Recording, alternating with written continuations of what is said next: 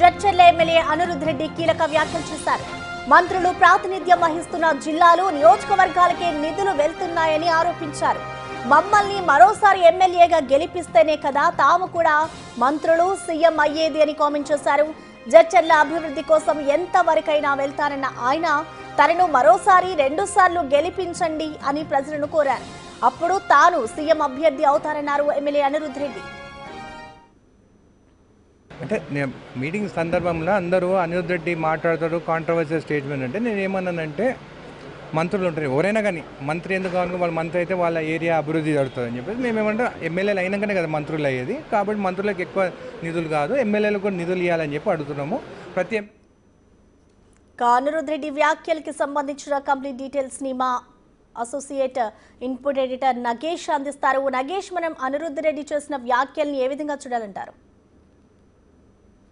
ప్రతిసారి కూడా సంచలన వ్యాఖ్యలు చేస్తూ మీడియాలో ఉంటూ ఉంటారు. గతంలో రెవెన్యూ మంత్రి పొంగులేటి శ్రీనివాసరెడ్డి పైన తదుపరి ఏటీరో డ్రగ్స్ ఇష్యూలో అక్కడ పొల్యూషన్ మొత్తం దెబ్బతింది, కంపెనీ మూసివేయకుండా మాత్రం బాగుండదని చెప్పి ఖబర్దార్ అంటూ తను కూడా కంపెనీ దగ్గరికి వెళ్తా అని చెప్పి అక్కడ తదుపరి రకరకాల ఇష్యూల్లో కూడా అంటే ఏం జరుగుతున్నా కాంగ్రెస్ గవర్నమెంట్లో కూడా తనకేదో ఇది జరగడం లేదు అది జరగడం లేదని చెప్పి కంటిన్యూగా అనిరుద్ రెడ్డి వ్యాఖ్యలు చేస్తుంటారు. నిన్న కూడా జడ్చర్లలో అనిరుద్ రెడ్డి కాంట్రవర్సీ స్టేట్మెంట్ ఇస్తాడని చెప్పి తన నోటి నుంచే చెప్పుకుంటూ ఎమ్మెల్యేల కాన్స్టిట్యున్సీలో అభివృద్ధి జరగడం లేదు, అంటే మంత్రులు ముఖ్యమంత్రి అయితేనే అభివృద్ధి జరుగుతుంది, అంటే తనను ఈసారి మొదటిసారి గెలిచాను మళ్ళీ 2 సార్లు గెలిపించాడు, తాను ముఖ్యమంత్రి అవుతానని చెప్పి డైరెక్ట్గా చెప్తున్నాడు. అంటే 3 సార్లు గెలిస్తే ముఖ్యమంత్రి అవుతానని చెప్పి అనిరుద్ మాటల్లోనే అర్థమవుతోంది.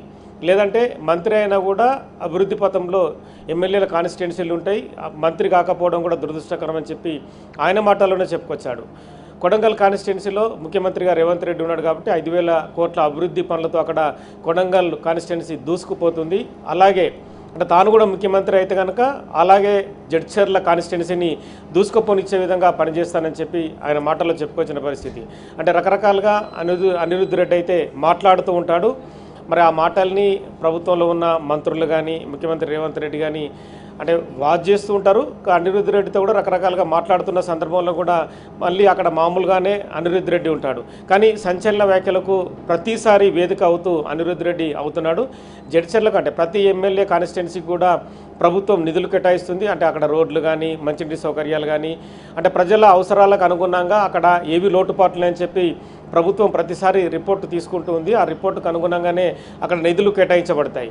ఎమ్మెల్యే అనిరుద్ రెడ్డి కూడా సపరేట్గా తనకు నియోజకవర్గానికి కానీ ఏం కావాలి, అక్కడ ప్రజల డిమాండ్లు ఏమున్నాయి, అవన్నీ ఏమున్నాయని చెప్పి కూడా తను కూడా ఒక డ్రాఫ్ట్ తయారు చేసి ప్రభుత్వానికి అందజేస్తుంటాడు. కానీ నిన్న తన నియోజకవర్గంలో అభివృద్ధి జరగడం లేదని చెప్పి అసహనం వ్యక్తం చేస్తూ తనని ముఖ్యమంత్రిగా గెలిపిస్తే జడ్చర్లను టాప్ లెవెల్కి తీసుకువెళ్తానని చెప్పి కొంత సంచలనమైన వ్యాఖ్యలు అయితే చేశాడు. ఈ మధ్యకాలంలో కాంగ్రెస్ పార్టీలో రకరకాలుగా అంటే మంత్రి కొండ సురేఖ ఇష్యూ కావచ్చు, అనిరుద్ రెడ్డి కావచ్చు, ఇంకా వేరే కొంతమంది ఎమ్మెల్యేలు కావచ్చు, రకరకాలుగా సంచలనాలకు వేదిక అవుతూ వాళ్ళు మాట్లాడుతూ ఉన్నారు. అంటే మళ్ళీ ప్రభుత్వం అయితే వీటి గమనిస్తుంది. ఏఐసిసి ఇన్ఛార్జ్ మీనాక్షి నటరాజన్ కూడా అన్ని విషయాలపైన గమనిస్తూ మళ్ళీ వాళ్ళందరినీ పిలిచి మాట్లాడుతూ ఉంటుంది.